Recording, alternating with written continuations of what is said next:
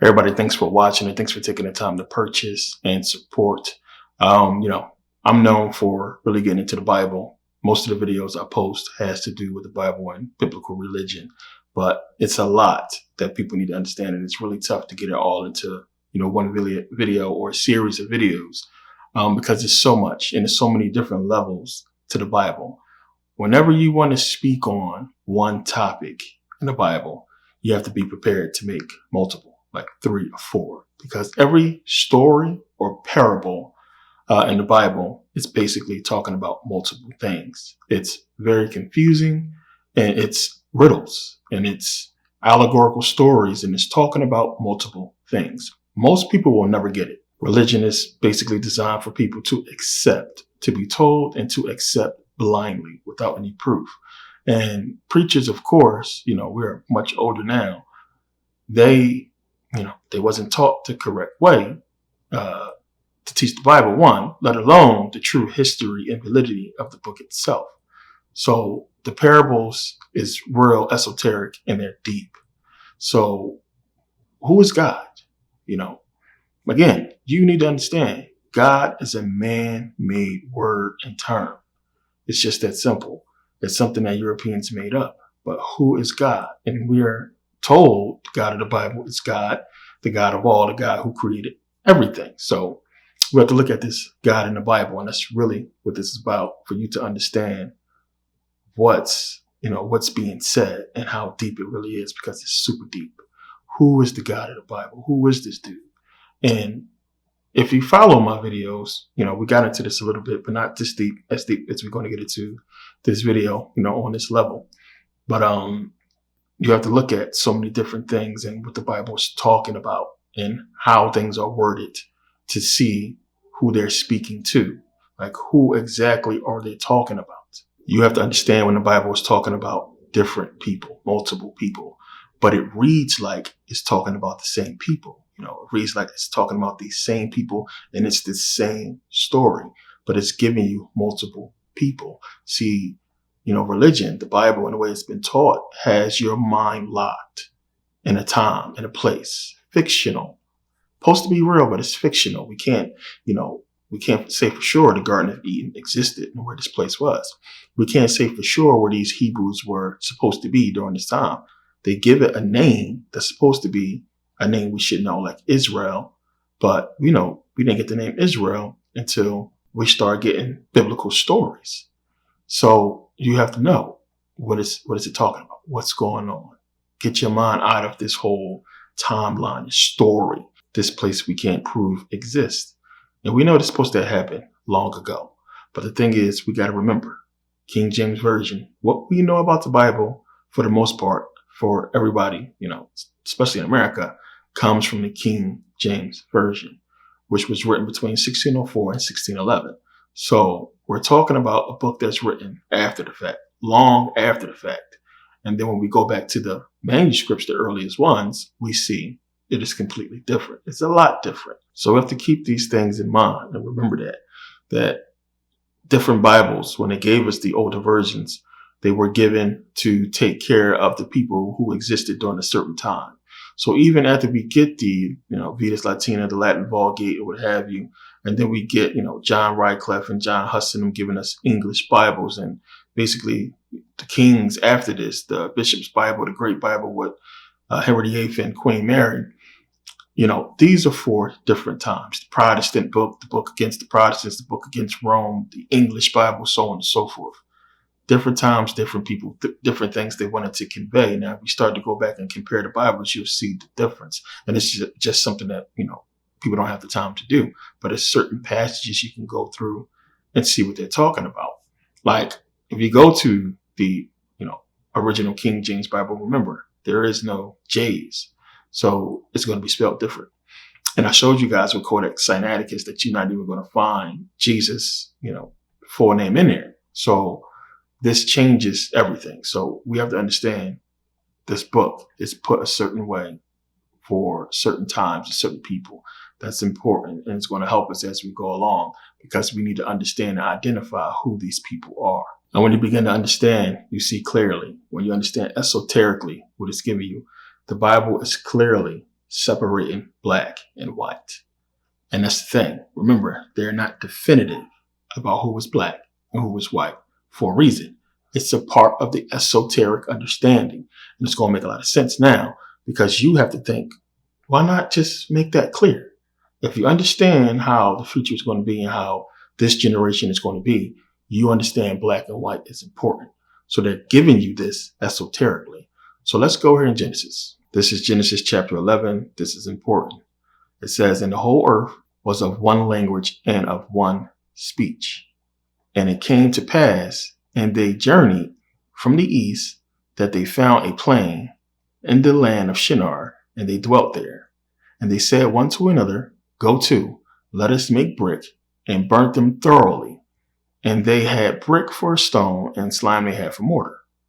And they said, go to, let us build us a city and a tower, whose top may reach into heaven, and let us make us a name, lest we be scattered abroad upon the face of the whole earth. And the Lord came down to see the city and tower which the children of men builded. Understand, this is important to pick out, which the children of men builded. Understand when it's describing these people, it's saying which the children of men builded. It didn't say which God's people or the children of gods, the children of men build it. It's important. And the Lord said, behold, the people is one, and they have all one language. And this they begin to do, and now nothing will be restrained from them which they have imagined to do. Go to, let us go down and there confound their language, that they may not understand one another's speech. So the Lord scattered them abroad from thence upon the face of all the earth, and they left off to build the city. Therefore is the name of it called Babel, because the Lord did there confound the language of all the earth. And from thence did the Lord scatter them abroad upon the face of all the earth. I'm going to stop there. So now, what's the problem here? What did we just read? We read that the Lord confounded their speech, right? And basically split them up, right? But this is in chapter 11. If you go back to chapter 10, it says, by these were the isles of the Gentiles divided in their lands, everyone after his tongue, after their families and their nations. And then it goes on to basically say the same thing. We get to Ham, and it says the same thing. We get over to 31 and 32. It says, these are the sons of Shem, after their families, after their tongues, and their lands, after their nations. These are the families of the sons of Noah, and generations and their nations. And they were the nations divided in the earth after the flood. So it's already mentioning that the people are separated, that the people are divided, that the people have different tongues. But then you go to 11 and it says, and the whole earth was of one language. And then it goes on to see later that he scattered them. So who is he talking about? Who is he talking about when we just read before that the people have their tongues? Basically, we understand what tongue means. It means a language. It's telling us that the people were divided, that they was after their own tongue, meaning the people went their separate ways and had their different languages. But then 11 says the whole earth. So you have to discern and understand what it's talking about. This is what I mean when it's saying you're talking about different people. Now, the clue is in the verse itself. When you go in and you start reading and you get to the part when he says Babel. Therefore, he called it Babel, right? So it's trying to give you who they're specifically talking about in Genesis 11, because this is just a separate story out of nowhere that basically goes off of what they're saying. Because if you go to verse 10 of that, it's basically going back into Shem where it left off. So this is just like a separate story out of nowhere. But it's talking about Babel. So when you go back, Genesis chapter 10, verse 10, it says, "And the beginning of his kingdom was Babel," right? So of course, people are going to read that and say Babel, they're talking about Babylon. And we understand Nimrod, who basically ruled Babylon. And you have to understand where this comes from, where Nimrod comes from. And then it tells you in the verse before that Cush begot Nimrod. And we know Cush is one of the sons of Ham. Ham, we know, is black. And it's giving you that Cush because if you go back to Genesis 2, it's describing Cush as Ethiopia. It's Ethiopia. And we know in the new translations, that word Cush is Ethiopia. So now we got to understand. We got to step back for a second because a lot of people are just not grasping what the hell it's talking about. So Ham, Shem, Japheth, what? They are sons of Noah, right? So now if it's telling you that these people or having anything to do with the people coming from Ethiopia or that region will tell you that these people are black. So why are we discussing or have we ever discussed anything being white when it pertains to the Bible and these people? Clear as day, the Bible is telling you something, but we have been told something different. But the Bible is giving you what it's talking about. We've been seeing these images. We're going to get into all this in this video. But we've been seeing these images. And they would believe that these people were white because that's what they're showing us. But clear as day, Ethiopia. Who is it talking about? Clearly, it's talking about African people, black people. Cush begot Nimrod, which is telling you clear as day the Assyrians and Babylonians, which is talk about Syria in the Bible. The Assyrians and Babylonians were black. Clear as day. It's giving you that. So clearly in this part, Genesis 11, 1 through 9, it's clearly talking about a specific people in this portion. And it's talking about African people, black people. So now you got to dig deeper, understand why it's saying all this and what all of this really means. Because now it's giving you these people, these Africans, we need to go and fuck with them. And who is we? Let us go down and confound their speech. Who are they talking about? Who is it referring to? Now, we're going to get into this more, but you have to still think. Okay, you have Ham, Shem, Japheth. We got black Hebrew Israelites walking around. We are God's chosen people. We are set apart. They walking around talking all this E1B1 DNA stupid bullshit when, wait a minute, all these people come from Noah's line, come from the same mother. You know, they're supposed to be brothers and everybody after them will be related. So how specifically is the line of Shem, which we're going to talk about Eber and Abram, which is the line that the Hebrews come from, which goes back to Shem. How are they set apart? And then it's not about the whole, cursed be Canaan. And that's what the Bible reads. The whole Bible verse, you seeing your father naked, so you're cursed. So you have to be subject to everybody else because you've seen your, father naked. That don't make sense. It's giving you, an excuse right there that some people use during slavery. But it's clearly and specifically pointing out a group of people, certain people. And then it's telling you that these people are set apart. They're special. These are God's chosen. Why? So it's telling you that these people were one of one speech. They were united, basically. So what is the reason for them going down to confound their speech and scatter them? The Bible says that they were trying to build a tower that reached to heaven. I mean, think about that. Trying to build a tower that reaches there. That sounds stupid anyway. That sounds impossible. You can't build no tower that reaches into heaven. And then if, the earth, this people are supposed to know God created the earth and God is the God of the Bible they're talking about. They would know how the earth works, and that's impossible. First of all, they would know no human can climb that high, right? Second, they would know we have this thing called the troposphere, stratosphere. We have the, solar winds and radiation, and not to mention the fire that's supposed to be blowing around our planet, according to them, the sun. So no human could do such a thing. So it's not talking about, they're trying to climb out of the planet. Like they're trying to build a tower that leads to the planet. What could it leads out of the planet? What could they possibly be talking about esoterically? These people were trying to leave the earth. We got to stop these people from leaving earth. So we got to confound their speech and stop them from leaving the planet, from leaving Earth. Why?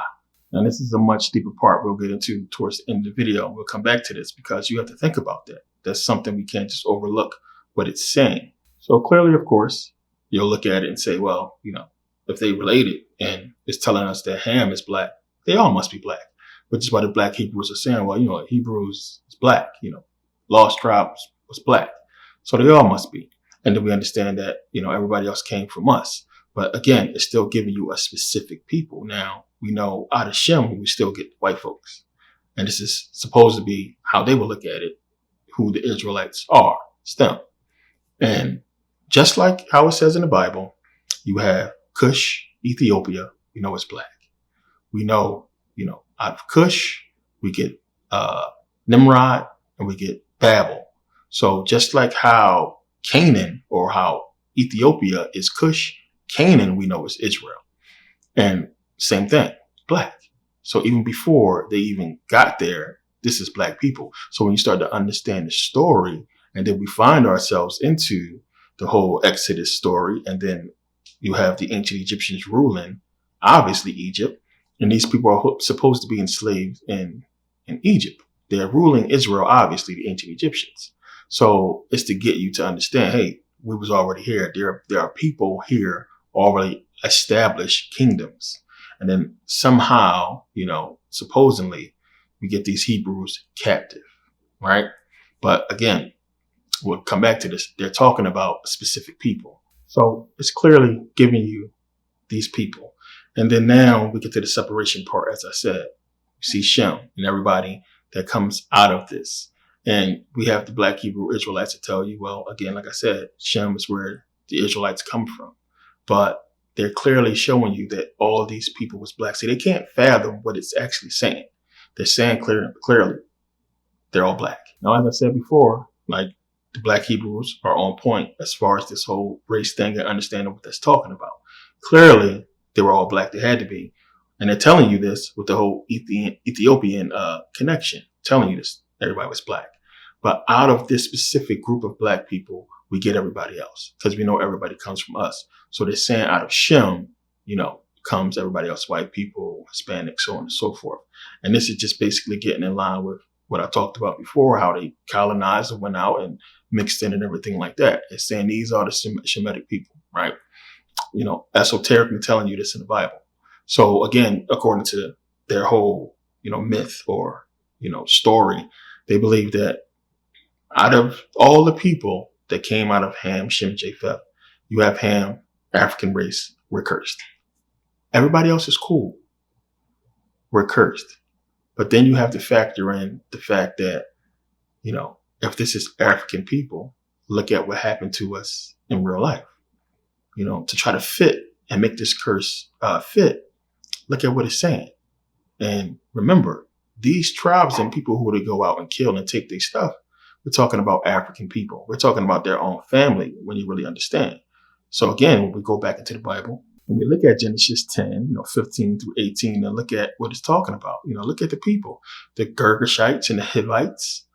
These are the Jebusites it's talking about. These are the people who they go out and utterly destroy, who God commands them to destroy, African people. And so when I said to people, talked about this in previous video, when I said these people, these tribes that's in the Bible that are being conquered and killed by the Israelites are African tribes. So Deuteronomy 7:1, it says, when the Lord thy God shall bring thee into the land whither thou goest to possess it, and have cast out many nations before thee, the Hittites, and the Girgashites, and the Amorites, and the Canaanites, and the Perizzites, and the Hivites, and the Jebusites, 7 nations greater and mightier than thou.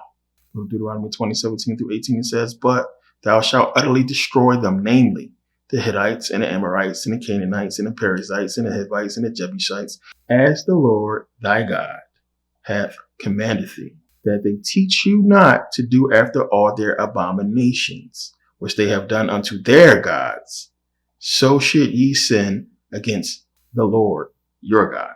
Now understand what's being said here. And this is where you have to really get your mind out of the whole spookiness of the Bible. And they have people believe believing in this concept of this all powerful God. Well, of course they can go do all this. God is on their side, but you have to come to reality and be esoteric about what it's talking about. It says 7 nations mightier than you, stronger than you.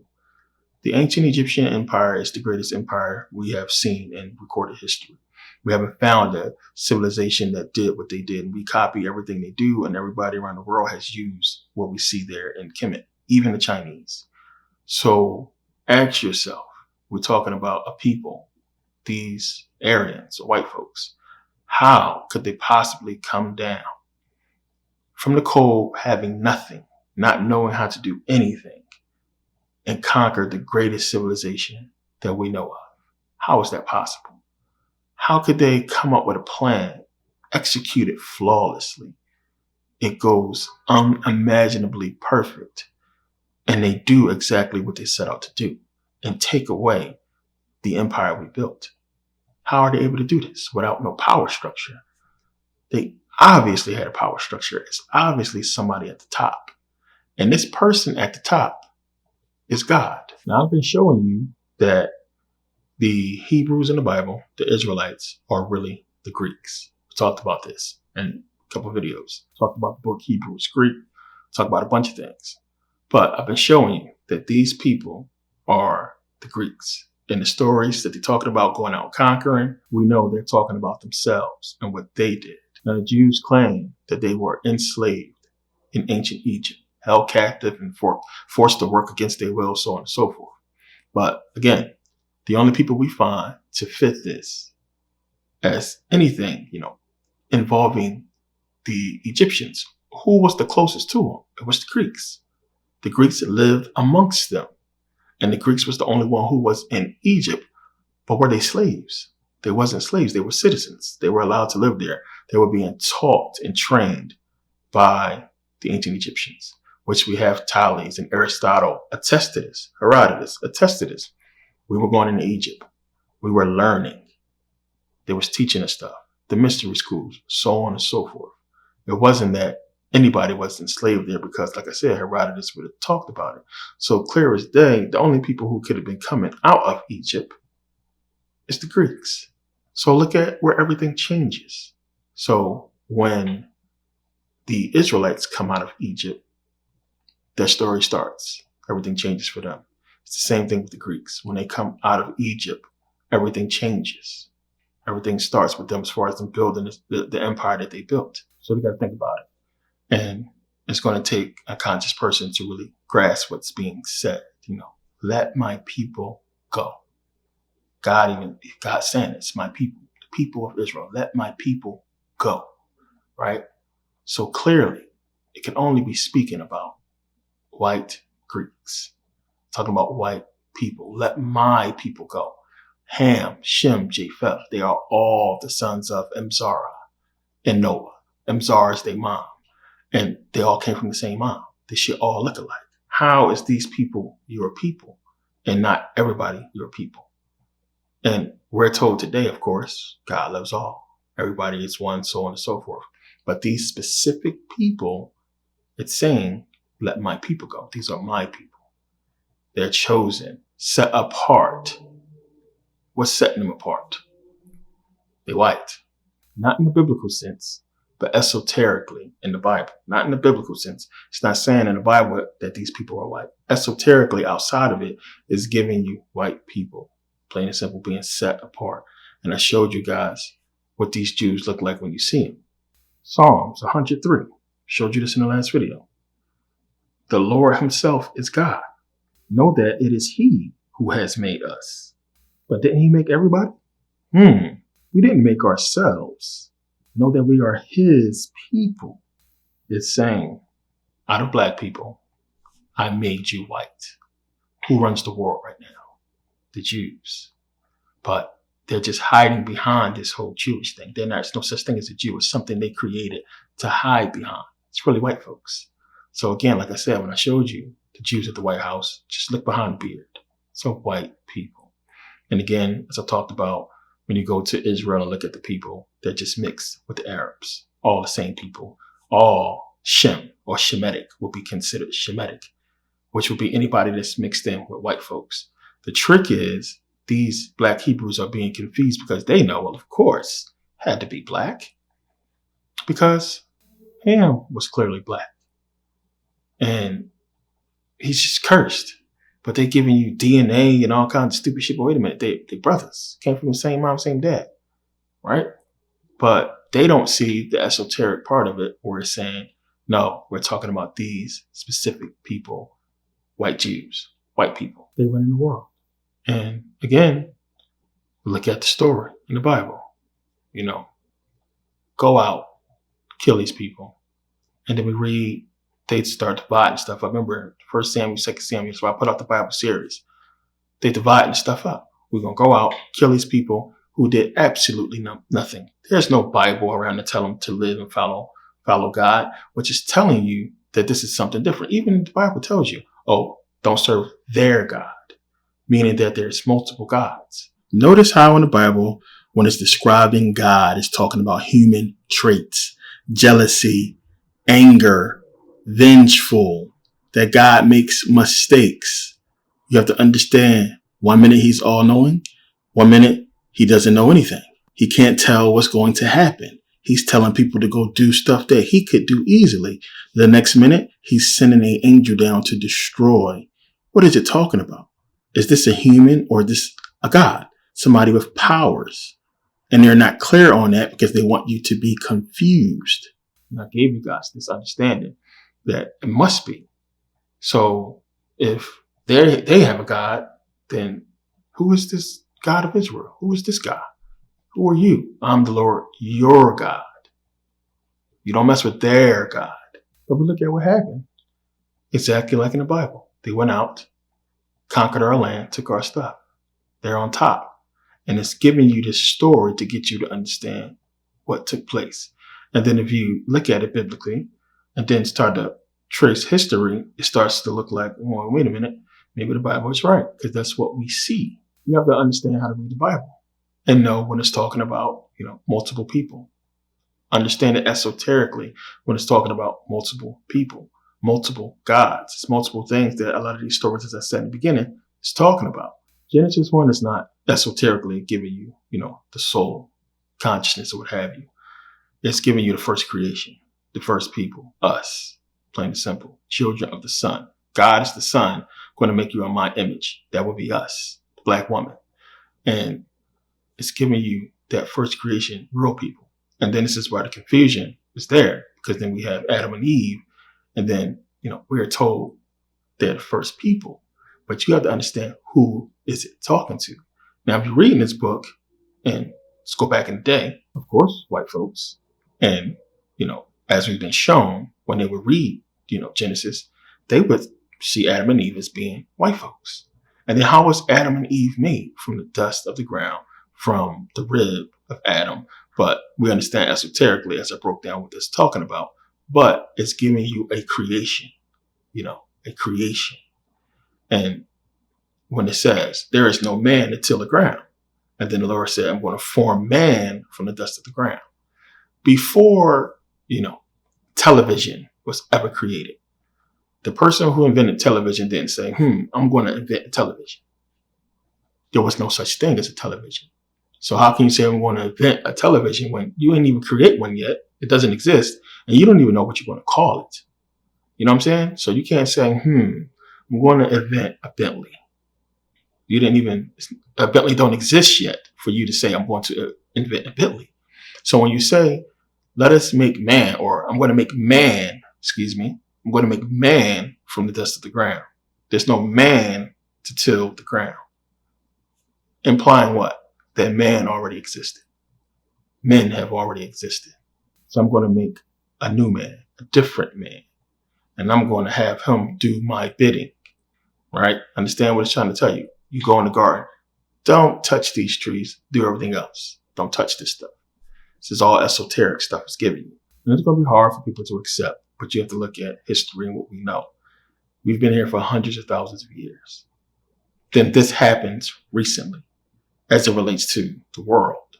This is a recent event. Being honest. And, the Egyptians ruled, 4,000 years ago. And obviously, these people just came out of nowhere. And then black people, hundreds of thousands of years, all of a sudden, white folks, and then look what happened. They was put here to do what they've done. So again, when it's saying that God said there's no man to till the ground and he's going to create man from the dust of the ground, it's implying that man already exists. And same thing, we go back to what the Israelites were saying when it's saying, this is the Lord our God, this is the God who made us.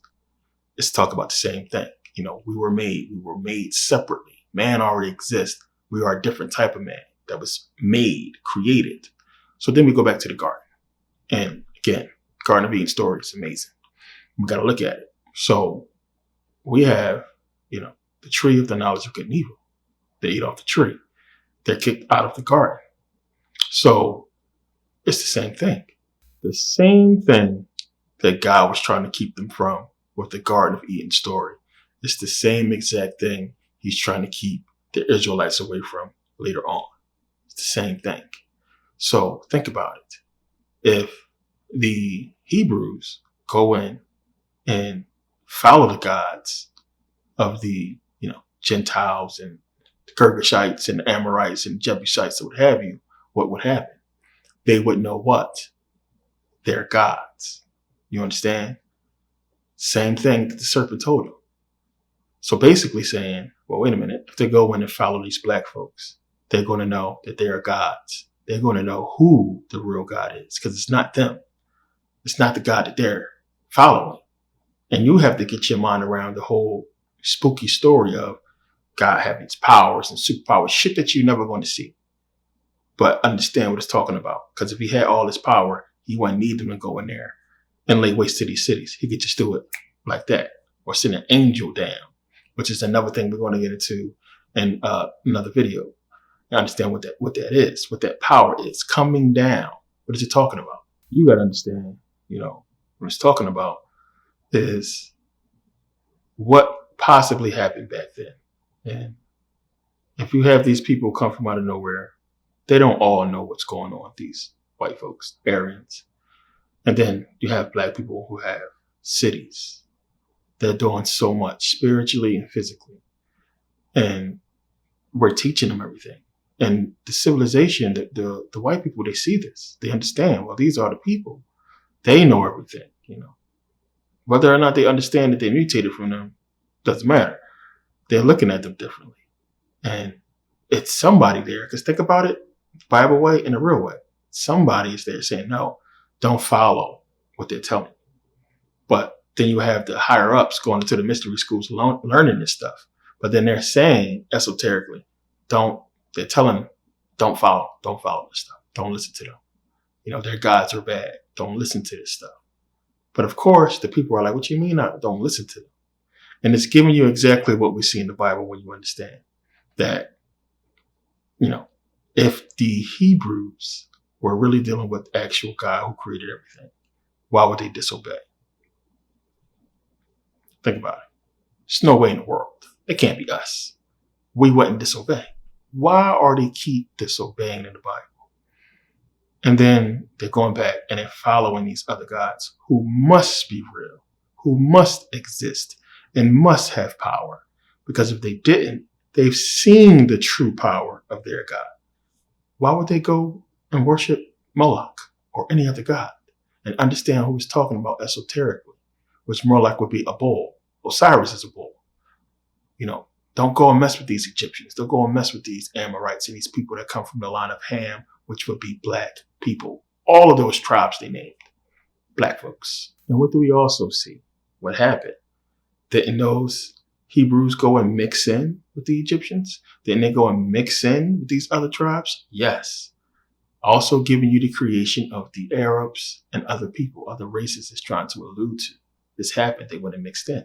So understand again, when they created Serapis, it wasn't just, to get us to worship them as gods. It was also to convince, the Europeans, the white folks as well, to see themselves as gods. But they could see who had the land and the wealth and that they were killing these people and taking it. So they knew the truth. And this is stuff that had to happen over time. education, indoctrination or what have you, for them to understand what was taking place or what they wanted them to understand. And we got to look at it. We see who's in charge. We see exactly what happened. We know our history. Now, you tell me, based on the Bible, if you wouldn't believe it, who seems to be the favorite people on this planet? Who seems to be the people in power? Who are the people in power? So, yeah, like I said, while the Hebrews may have it right on the race part, and it's fitting for them to look at it like we're cursed because of what happened to us, but it's clearly giving you that they have to be God's chosen people. To God put them in charge. They are ordained of God to be the powers that be. So white folks, these are Jews who are running everything. White folks. And here we are sitting back. We got to wait till we die to get our blessing. But it's separated us. And then we get into, the New Testament. Jesus comes and says we are all one. Why? Because they knew when the King James Version was written, because it's the King James Version we're talking about.